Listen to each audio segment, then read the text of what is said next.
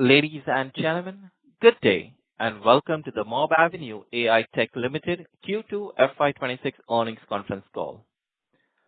Please note, this conference call may contain forward-looking statements about the company, which are based on the beliefs, opinions, and expectation of the company as on date of this call. These statements are not the guarantees of future performance of the company, and it may involve risk and uncertainties that are difficult to predict.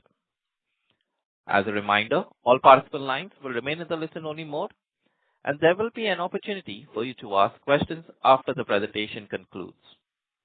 Should you need assistance during the conference call, please signal the operator by pressing star, then zero on your touchtone telephone. Please note that this conference is being recorded. I will now hand the conference over to Mr. Ishank Joshi, CEO and Managing Director of Mobavenue AI Tech Limited, for opening remarks. Thank you, and over to you, sir. Thank you. Good afternoon, everyone, and thank you for joining us today. I hope you all are doing well. This is a very meaningful moment for all of us at Mobavenue. As the new management team of Mobavenue AI Tech Limited, formerly known as Lucent Industries Limited, this is our first earnings call together. Speaking to you today as shareholders, partners, future shareholders, and supporters of our journey is truly an honor for me. I'm joined by Tejas Rathod, our Executive Director and CTO, and the team from Adfactors, our IR partners. Since this is our maiden call, before we discuss the quarter's performance, I would like to briefly share an exciting and the resilient journey of this new management team and the new group, where we came from, what we have built in past, and how we are thinking about the road ahead. Mobavenue's story began long before it became a company, when two childhood friends and my good friends today, Kunal and Tejas, earned their first $100 Google check from small content project. That moment showed that technology, when applied purposefully, create real value and money. By 2016 and 17, as India's digital landscape expanded, brands faced fragmented journeys and unpredictable results. This is when the idea behind Mobavenue took shape, which started as a boutique media agency. Mobavenue was formally launched in 2017 to solve this precise challenge when I joined in 2020 after a successful exit from our previous venture. We sharpened our company vision to build an outcome-driven adtech and consumer growth platform from India that could scale globally with the same outcome-focused approach. To pursue this, we knew we had to build our own technology stack from ground up, line by line, layer by layer, because the true differentiation cannot be rented. It must be truly engineered. And I want to share one thing, and it is important to highlight here. We built this company bootstrapped way. No external funding, no large safety net.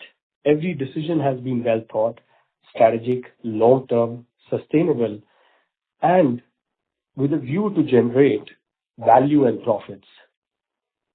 Bootstrapping also shaped our identity and characters as founding partners.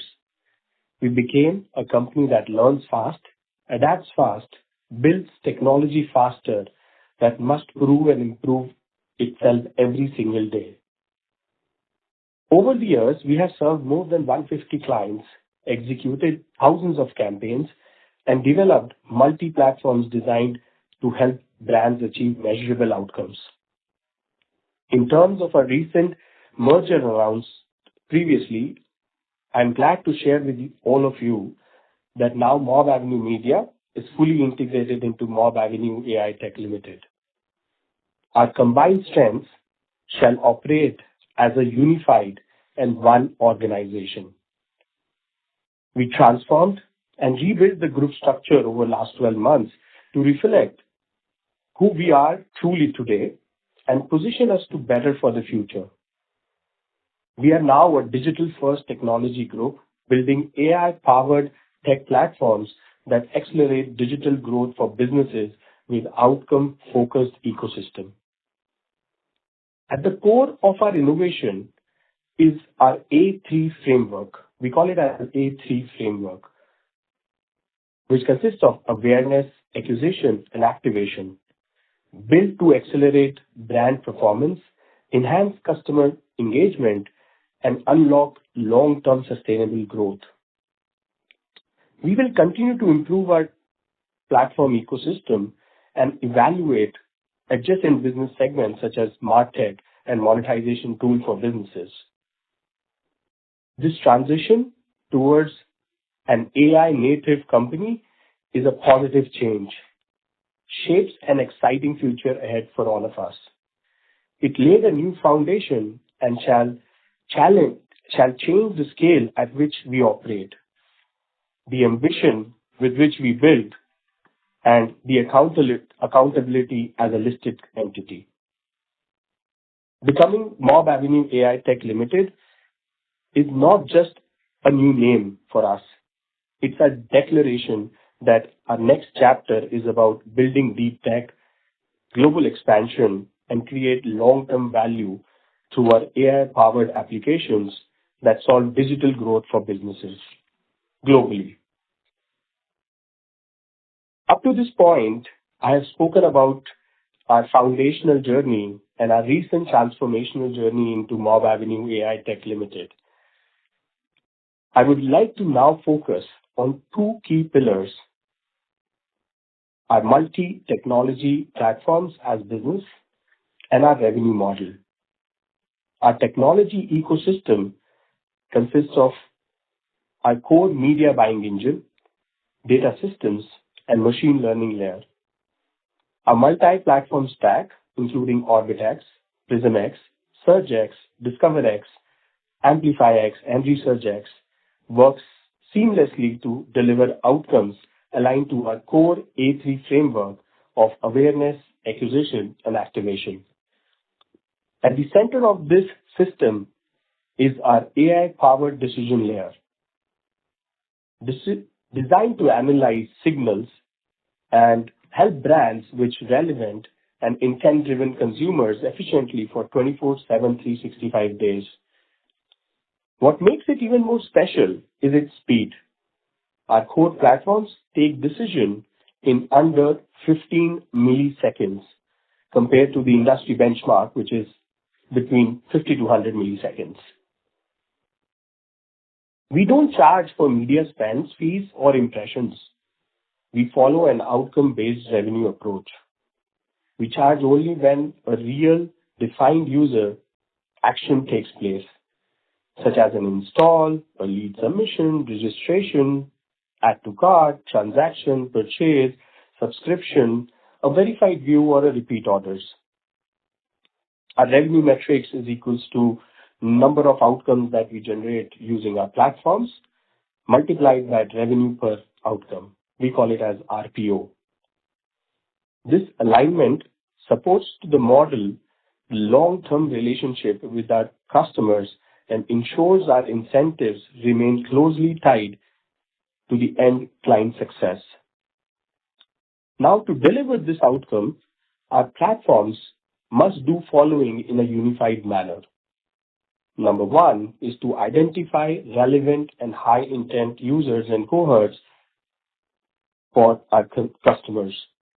Number two, estimate conversion likelihood using machine learning platform that we have built. Third is to re-engage any drop-offs when required or if required. And in the last, encourage the repeat usage wherever it is relevant. Now, this alignment creates three massive and long-term advantages. Client outcomes for us is equals to our success. This is the first and primary most alignment that we always look forward to. The second is high stickiness and long-term relationships, because brands scale once they see predictable outcomes from our various multi-platforms. And in the last, and which is very critical, higher margins than pure commission-led models because our model is built on automation and not manual operations. This outcome-led model shall become the backbone of our present revenue model. Today, this engine powers billions of ad impressions every month, and we drive millions of outcomes for brands. This outcome-led model and platform engine are now integrated fully and shall contribute to more than 90% of our revenue.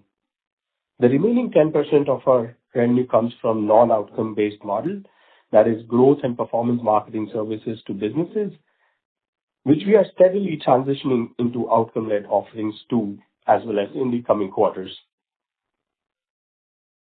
I will pause for a moment to share my gratitude.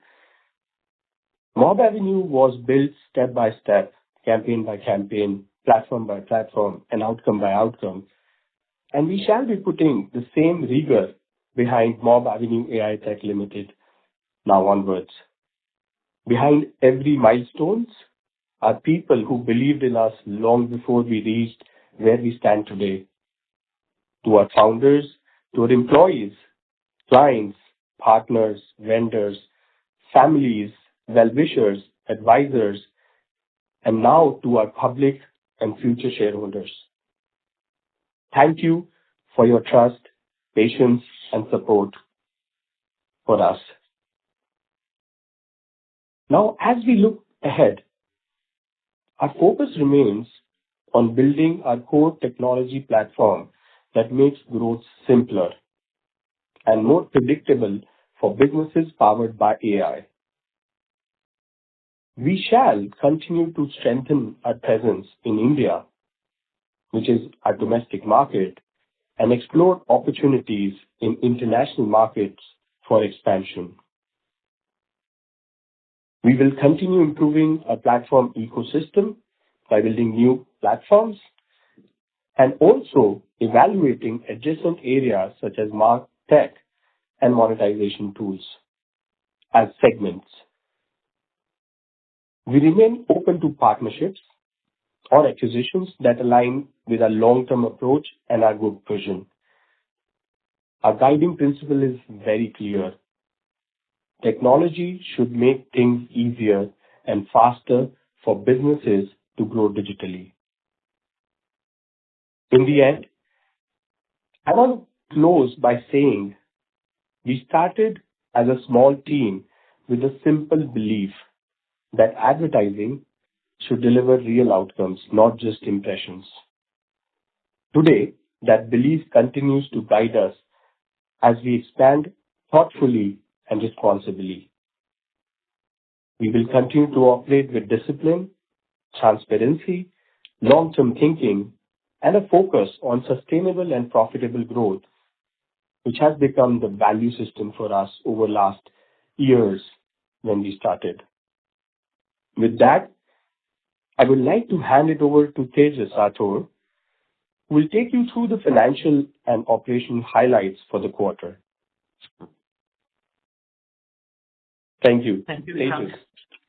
Thank you, Ishant, for the brief. Good day, everyone, and thank you for joining us for our maiden earnings call. I'm pleased to report that this has been another strong and disciplined quarter for us, driven by focused execution, improved operating leverage, and the continued scaling of our AI-powered advertising and consumer-grade platforms. Revenue from operations for Q2 FY26 stood at 54 crore 32 lakhs, reflecting a 17% sequential growth over quarter one. EBITDA for the quarter came in at 11 crore 04 lakhs, representing 26% quarter-on-quarter increase. Our EBITDA margin expanded to 20.32%. Profit after tax for quarter two was 7 crore 31 lakhs, up 22% from quarter one. PAT margin stood at 13.45%.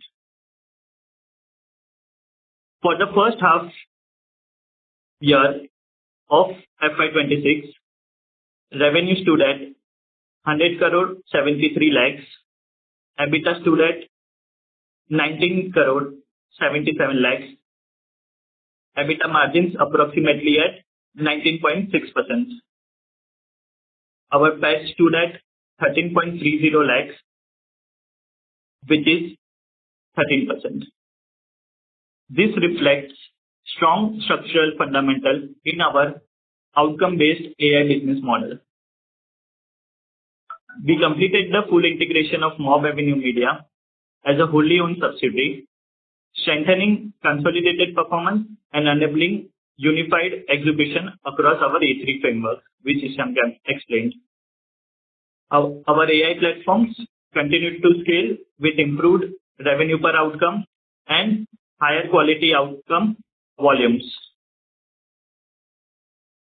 Industry has recognized this with our Aerospike Champions of Scale 25 Award and Best AI Technology of the Year, Best AI Technology Agency of the Year, reinforces the robustness of our technology stack. As we enter into second half of the year with confidence, digital advertising, rapid smartphone and internet penetration, and accelerated AI adoption position us strongly to capture further growth domestically and globally.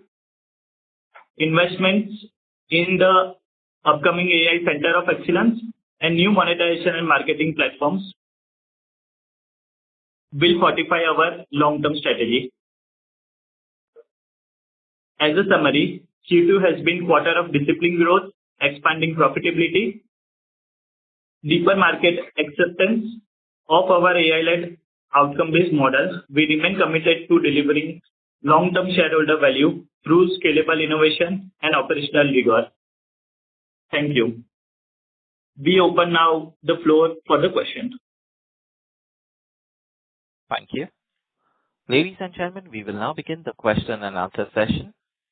Anyone who wishes to ask a question may press star and one on their touchtone telephone. If you wish to remove yourself from the question queue, you may press star and two. Participants are requested to use their handsets while asking a question. Ladies and gentlemen, we will wait for a moment while the question queue assembles.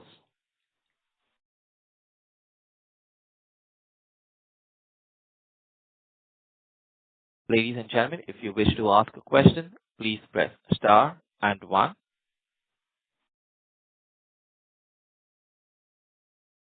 We take the first question from the line of Agastya Dave from CAO Capital. Please go ahead. Yeah, hi. Am I audible clearly? Yes, please go ahead. Yes, I can share. Good evening. Thank you very much for the opportunity and congratulations on good performance. One question is on the business model itself. You mentioned that you have machine learning and AI models to aid in optimizing the acquisition and deployment of ad inventory. So where are you getting the data from? And how big is your data set on which you have done this training? Great. Tejas, you want to answer this question? Yeah, sure. Thank you for the question. Our data primarily comes from our bid stream, which is an ad request stream from the SSPs, from the inventories, where we get the opportunity of the ads.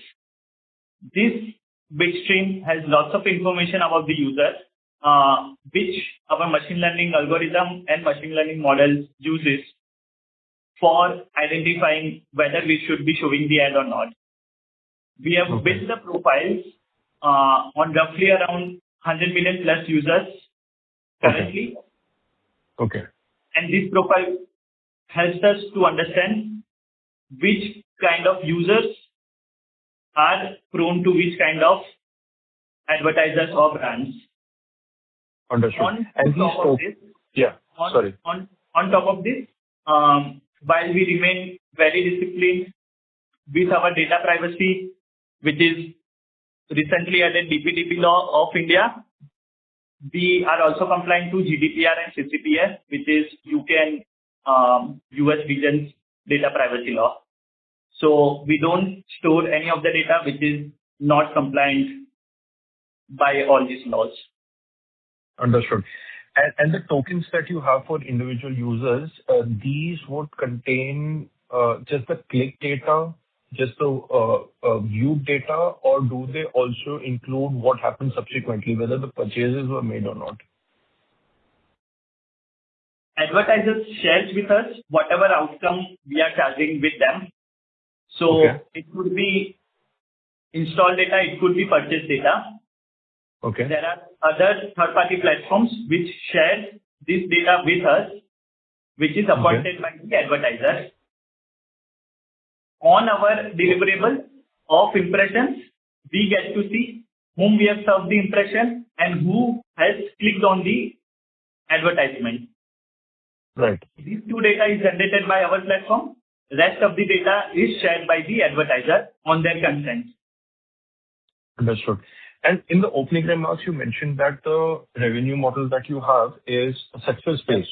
That, and also in the presentation, you have mentioned that you're not just, these are not promises. You get the monetization is happening when you're delivering some end results, right? Some tangible successes for the client. So, is this very different from the traditional CPC business, or I mean, how exactly do you, like, what should we track in terms of operating underlying matrices? What are you tracking and what should we track? Sure. Let me maybe help you with an example and maybe a real example. Let's say a fintech brand wants to acquire new users who will not only download the app, but also complete their KYC and make their first investment or take a loan. Now, this fintech brand don't pay us just on impressions. Likewise, some of the agencies charge on impressions, or maybe they will charge on media buying fees. They don't also pay us just on clicks. They pay us only when the user completes the agreed action. Now, to make this happen, one of our platforms, SearchX, identifies the high intent users. The second important thing is the AI layer that we have built, which analyzes, which Tejas, was mentioning. It analyzes billions of signals to predict which user will convert the most for the end advertiser, right? A platform such as DiscoverX and ResearchX re-engage users as may they drop off during the journey in their app, or doing a journey in the app, which is maybe completing the KYC or going towards an investment as a first transaction or maybe as a loan. Now, since we have built a unified system, the system reallocates the budgets within milliseconds based on probability of the conversion, and hence we earn when the brand gets an exact outcome, which we decide in the early engagement with the brand. And that's where we track the conversions, more than conversions, the outcomes. So one of the key metrics that we track is how many outcomes we are able to generate for the same set of brands, and what will be the value of that outcome. Did that answer your question? To some extent, but what if there is no positive outcome and it's just all you have managed to do is generate a click? In that case, do you get paid? So in some cases where where the brand has decided that they will pay us on a click or a view, and this is verified view specifically for last screen or CTV or OTT streaming as a platform, that's where we will also be paid. And we call it under awareness campaigns, because the purpose there is to showcase the ad to the relevant and high intent users and bring them to their website or a mobile website or a desktop website or a mobile app. Okay. May I ask one more question, or should I go back in the queue? Sure. I have other questions as well. Okay. Thank you. Traditionally, the businesses which were listed like even 10 years back, which had the similar business model, but not exactly yours, obviously, uh, uh, they had one pain point, which was the receivables. Receivables they used to start at like 60, 70 days, and then it used to blow to 180 days and then go beyond 200 days. So how Right. are you addressing that challenge? What would be your long-term capital requirements? As of now, with the limited financial information that I have, which is just this one balance sheet, which has come out in this Right. H1 results, and the Right. P&L that I have for 2 quarters, it looks as of now asset light. But do you expect it to remain like this, or do you expect those like 150, 200-day receivable cycles to hit you sooner or later? And in terms of your growth, your targets going forward, what do you have in mind, and what kind of investments would you require to fund that, to fuel that growth? Got it. Great questions, by the way. And let me break down, with that approach over years, right? So, previous the history, the way the advertising used to work was largely on the basis of a fee is being generated on the media business, right? For most of the Right. agencies, right? Which over Right. years have now been changed, where even media agencies have to focus on, outcomes at some stage, right? Which is Right. ROAS. And that's where, our platform not only helps both the brands as well as the media agencies out there. Because media agencies largely cater to the brands, not to the platforms. They don't have built platforms over a period of time or technology over a period of time. We will always be an asset-light model, and, because what we understand is this outcome-led model creates very less friction for the end brand and, help us to scale not only in India, but beyond India, which is into global markets, which is developed markets and developing markets too.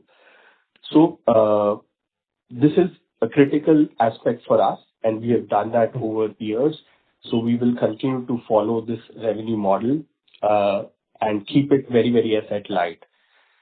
As Okay. compared to trade receivables are concerned, mostly the media agencies, because they work on media and commissions, their tables are, very large, which sometimes they give it as a service to most of the, brands, because they can give more credit to their brands. For us, we provide a limited amount of credits, which ranges from, an enterprise customer between 45 to 60 days, and some of the media agencies, we provide them 80 to 90 days of credit system. So, and, our trade receivables are more faster because we are working on outcome. Okay. And the brands understand that, because we are not charging them fixed fees or a retention or a fees on their media budgets. Right. So we raise the bill, once every month the outcomes are generated. And on that basis, Right. it is being verified, and, we have been paid between 45 to 90 days. We have Right. a strong collection team, which ensure, and a compliance team, which ensures that we do proper credit checks for our brands and our media agencies. And also on top of it, we if they are not paying on time, we possibly pause the campaigns for them, which results in degrowth for them. So it's a loop where they are dependent on platforms which generate outcomes. And since we've Right. been getting money on an outcome, they clear our payments as a topmost priority versus any creative-led agency or a media-led agencies.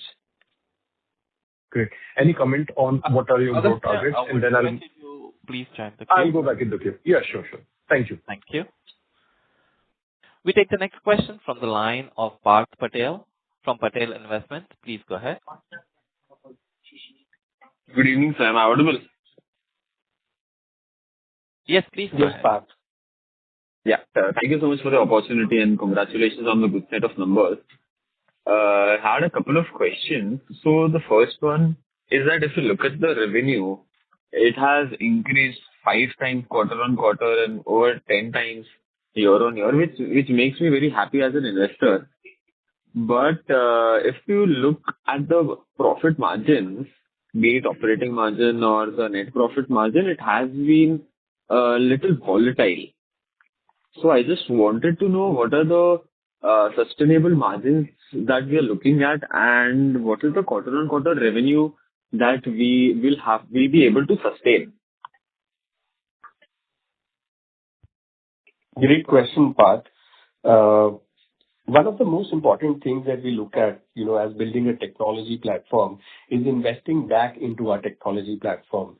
Over last few years, we have tremendously invested on our machine learning platform, and now we continue to invest on the AI workbench that we are building, which really helps us to improve the outcomes for our brands over the next few quarters and the coming years. So that is an important investment that we continue to do because we follow an asset-light model at our end. This is a critical aspect for us to invest back into our technology.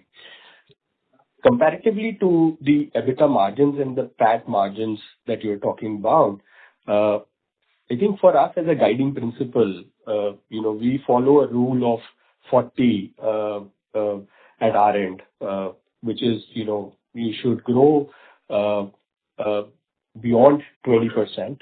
And I'll give you some logic behind it. Your EBITDA margin should be between 20, and your PAT margins, we continue to put it across about 13%. The industry is growing. The global industry, which is digital advertising, is growing by 14%.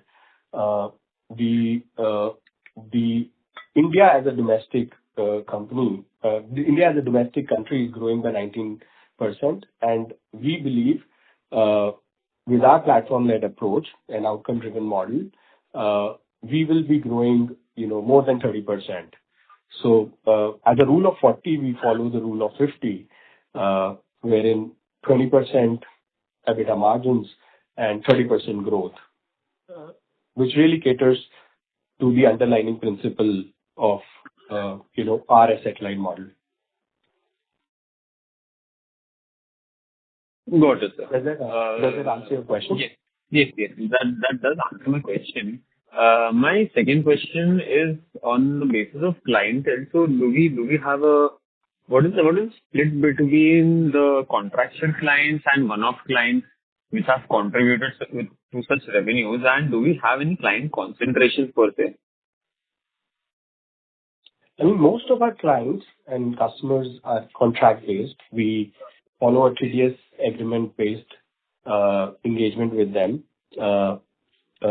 Most of them are, on the outcome-based model. As I said, 90% of our revenue today will be driven by that as an underlying journey for us.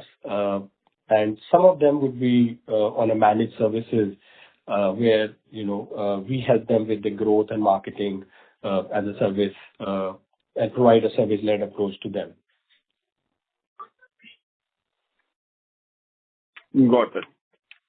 And talking about the verticals that are coming up next, be it monetization or MarTech or OEM DSPs, which of these do you think is going to contribute majorly to the next year, FY27? And what are the margins? What margins are we looking at? Is it in the similar level of 13-14% PAT? Great question.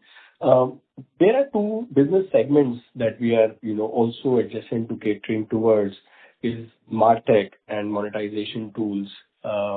And these are new segments that we look forward as we see, as an opportunity to kind of grow in this segment. But having said that, as told, our core focus will be to expand to global regions, using our GCC-led approach, which is global expansion, where our capability and technology center as well as our operation centers remains in India, but our teams, which is regional specific and account management, is based out of the region specific as we scale in those regions.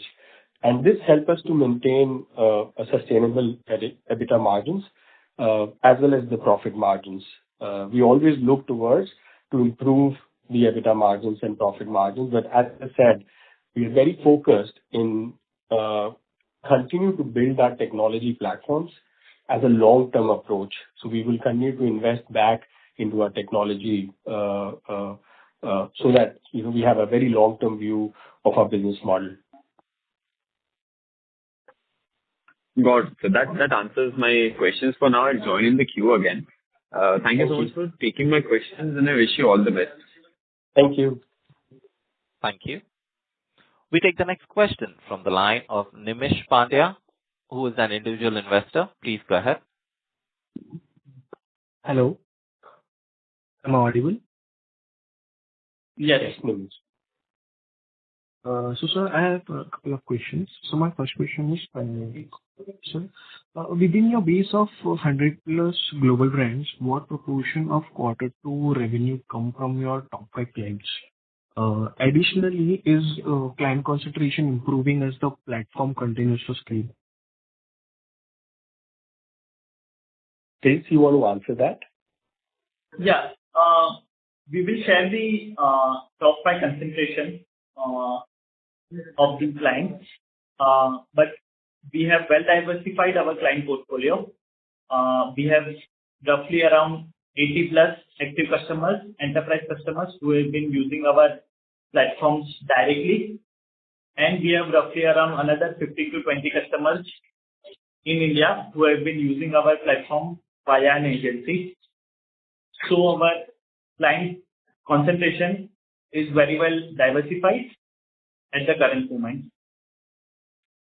Okay, understood. So my next question is, as we can see that most of the FY25 revenue was coming from outcome-based model, if I'm not wrong, right? So how scalable is this approach in international markets where outcome-driven pricing varies significantly?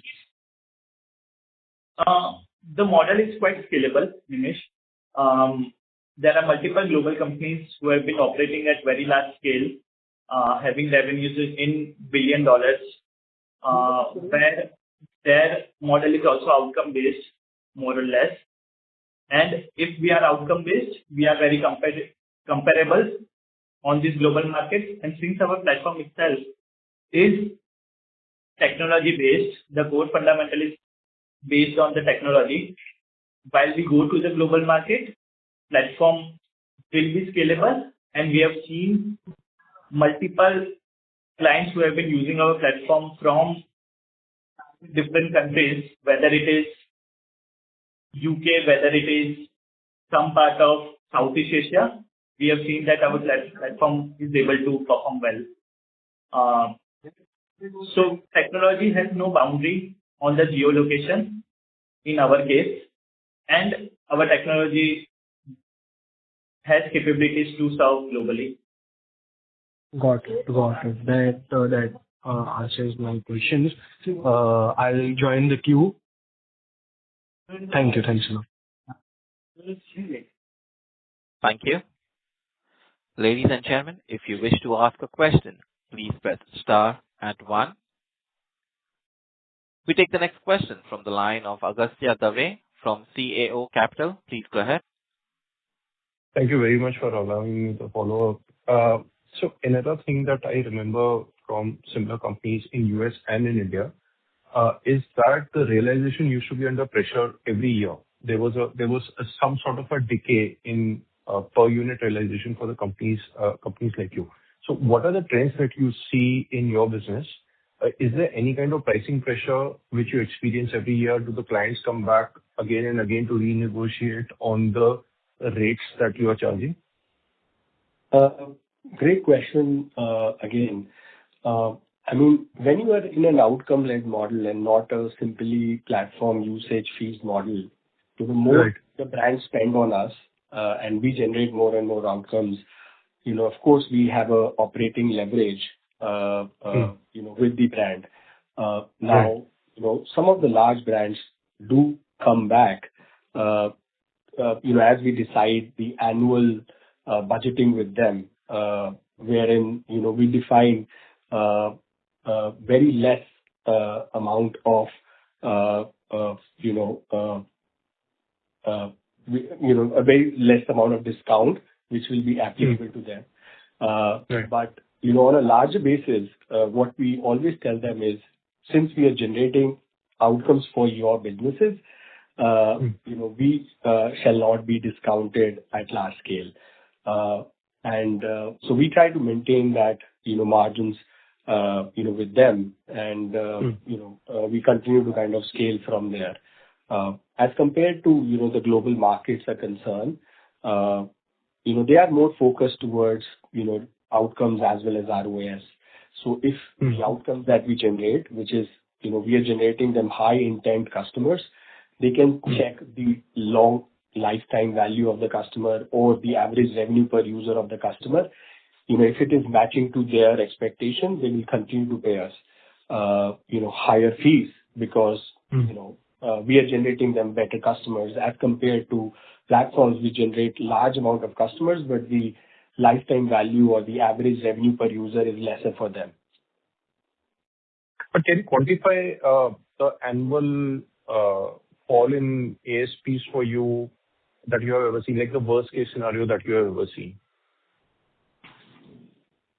I mean, Is it like 10%? Have you ever seen like a 10% decline YOY? Have you seen like 20% decline? That used to be the norm for the industry. That used to be law for the industry for largely the media usage fees, because let's say they are charging 5%, the client will say, hey, now I'm going to pay you 4% or a 3% because there is another media agency who is standing out my door, may offer better deal with them. Especially for platforms where the client also don't have much of the platforms which can generate high intent outcomes. Hence, the variation that we have seen, is below 5% in our case. Okay, Yeah. great. My final question for the day, on the ad inventory side, that was just first question this round. If you want me to go back in the queue, I'll go back. No, I'll go back. We take the next question from the line of Rushabh Shah, who is an individual investor. Please go ahead. Yeah, hi. Am I audible to you, sir? Yes, Rushabh, please go ahead. Yeah. So thank you for the opportunity. So my first question is, by when can we expect the launch of Mobavenue's first marketing technology platform as a part of your upcoming vertical expansion, sir? We've already launched in the first quarter, our social and search contextual platform. We call it as Orbitex. Okay. We are also gonna, as we move forward towards Q3 and Q4, we look forward to launch some new enhancements on our platform, where we have, upgraded our AI decision layer. And you will hear about it, as we launch, those purpose-built platforms, in the future. Okay, sir. And among the new verticals that you are building right now, like monetization, marketing technology, unified bidders, and the OEM DSPs. So, which one do you anticipate it will be a primary revenue driver for, say, FY27 among this? Yeah. Great question. Again, the advertising and the consumer growth platforms, which is we have now built a completely unified way, will be the core revenue driver for us, in the upcoming years too. Because this is a matured model. We've already been growing at a certain CAGR, which is around 35% CAGR. So we will continue to focus towards that as we go, more deeper in India, which is our domestic market, as well as we go deeper in the global markets. Some of the other adjacent, business segments is what we are, again, reinvesting and building from the grounds up level, or maybe looking at some, acquisition in these segments to kind of start off with. But the primary force will be our advertising and the consumer growth platforms. Advertisements. Okay. Yeah. Okay. And my next question is like, if you know, like given that India is now the first fastest growing digital market advertising, basically, and considering the rapid pace of the vernaculars and mobile first consumption, so what do you think which sectors are currently driving the highest campaign volumes, like fintech, e-commerce, gaming, D2C, or BFSI? Mobile will be always and will be the bigger, opportunity because, mobile app in that case is we have a very large base today. The consumers are spending more and more time inside new mobile apps as well as new mobile games. So we see that as a large opportunity globally, Okay. not only in India as well as other regions. As compared to the categories concerned, we are digital-first categories, so commerce, quick commerce, fintech. This is, one of the large categories which are there in all the regions where we are expanding, which continues to grow profitably for us. And we are also expanding our business to other categories such as FMCG, healthcare, education, real estate, because this is another categories which are very, very large Okay. and moving towards digital-first approach. Okay. Yeah. Thank you for this, sir, and that's all from my side, and wish you all the best. Thank you. Ladies and gentlemen, due to paucity of time, we will take that as the last question. Further questions can be taken up with the IR team. I now hand the conference over to the management for their closing comments. Thank you to everyone who's present and asked question about our business and business model. Really, really appreciate it. I would like to express my sincere gratitude to all of you taking the time to join us today and your deep interest in understanding our business and, walk you through the transformation journey over last 11 months that we have gone through. We stand today at an inflection point where AI intersects with advertising and where India's capability meets global innovation. Our journey so far has been exciting and deeply enterprising, and we believe the road ahead carries even greater purpose for us as a team. Mobavenue aims to empower businesses to transform digitally and achieve sustainable digital growth. Guided by our core AI for Good philosophy, we remain committed to building technology, applications, and platforms for India and for the world, enabling businesses to thrive in an evolving digital economy. Thank you once again to all of you. For any other queries, please feel free to reach out to our investor relations team, and we will love to answer to your questions. Thank you so much. Thank you. On behalf of Mobavenue AI Tech Limited, that concludes this conference. Thank you for joining us, and you may now disconnect your lines.